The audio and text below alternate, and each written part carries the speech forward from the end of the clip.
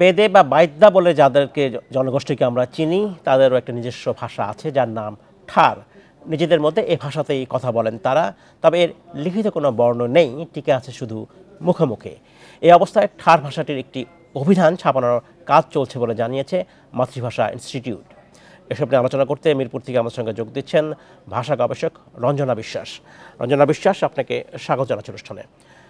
শুরুতে এই বিষয়টা আপনাকে জানতে চাচ্ছি যে আমরা জানি পৃথিবীতে এই মুহূর্তে কম বেশি 7,000 ভাষা রয়েছে, যার মধ্যে প্রায় 3,000ই হচ্ছে ঝুঁকির মুখে আছে, অর্থাৎ যে কোনো সময় এগুলো বিলুপ্ত হতে পারে। বাংলাদেশে জানতে চাই, বলা হয় থেকে প্রায় 39টির মতো ভাষা আছে। বাংলাই অবশ্যই প্রধান ভাষা, এর বাইরে অনেকগুলো ভাষা আছে, মূলত ক্ষুদ্র নৃগোষ্ঠীদের ভাষা আছে। এগুলোর মধ্যে আসলে ঠিক বিপজ্জনক অবস্থায় কোন কোন ভাষা আছে, যেমন আছে ঠার?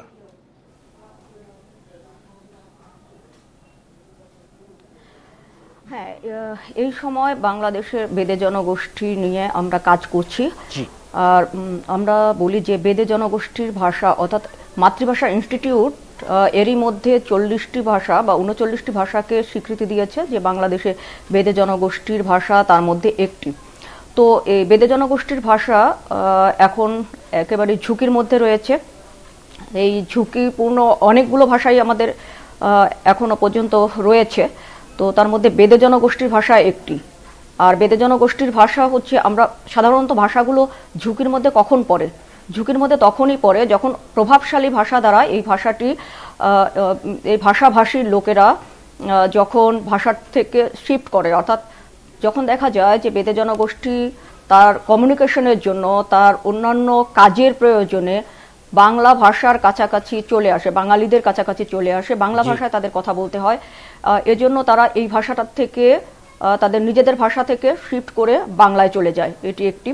আর আরেকটি হচ্ছে যে ভাষা 3জন যদি ভাষী থাকে, তার মধ্যে যদি 2জন মারা যায়, যদি বেঁচে না থাকে, তাহলে যেজন বেঁচে থাকে, যে একজন ব্যক্তি বেঁচে থাকেন, সেই একজন ব্যক্তির পক্ষে আর কথা বলা সম্ভব হয় না।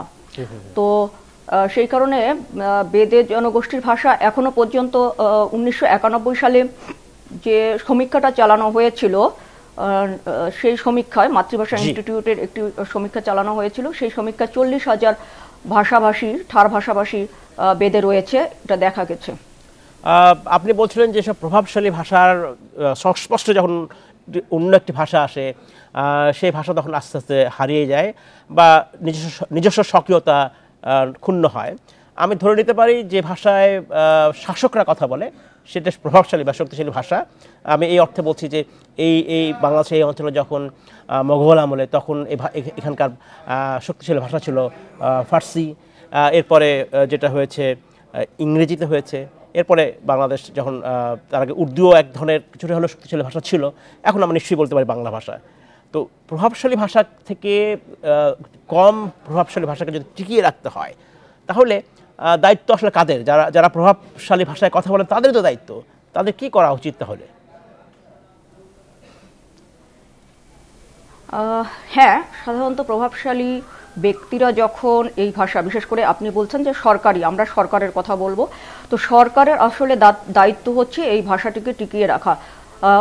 এর মধ্যেই আমরা প্রায় 10টি ভাষা আমরা দেখেছি, 10টি ভাষায়, আদিবাসী ভাষায় সরকার চেষ্টা করেছে প্রাথমিক শিক্ষার কার্যক্রম চালু করতে।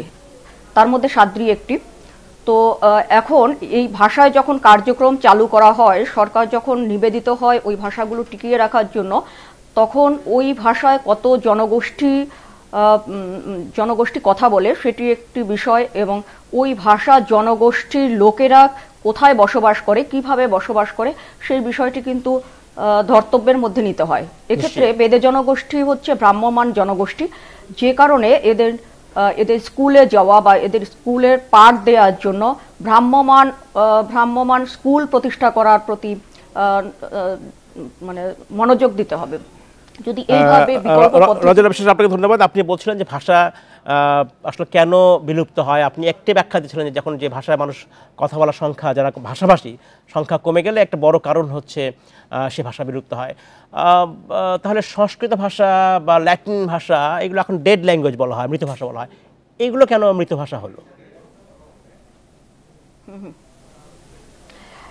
আচ্ছা, এই ভাষাগুলো যখন আমরা দেখেছি যে একটি জনগোষ্ঠী যখন কুক্ষিগত করে, অর্থাৎ কোনো একটি, যেমন ধরেন আমরা যদি বলি যে সংস্কৃত ভাষা কিংবা হিব্রু ভাষা, এই ভাষাভাষীর মানে সরকার যখন চেয়েছে, মৌলবাদিতা যখন গ্রাস করেছে যে এই ভাষায় বাইরের মানুষ কথা বলতে পারবে না, এই ভাষায় একটা নির্দিষ্ট সংখ্যক মানুষ কাজ করবে, এরকম যখন হয় তখন ভাষাটা মারা যেতে পারে। যেমন সংস্কৃত ভাষায় শুধুমাত্র পণ্ডিতরাই ওই ভাষা শিখতেন এবং তারা ব্যবহার করতেন, কিন্তু সাধারণ মানুষ কথা বলতো না, এটা হয়তো বড় কারণ, কথা বলতে পারবে না। হ্যাঁ, জি। রঞ্জনা বিশ্বাস, আপনাকে অসংখ্য ধন্যবাদ আমাদেরকে সময় দেওয়ার জন্য।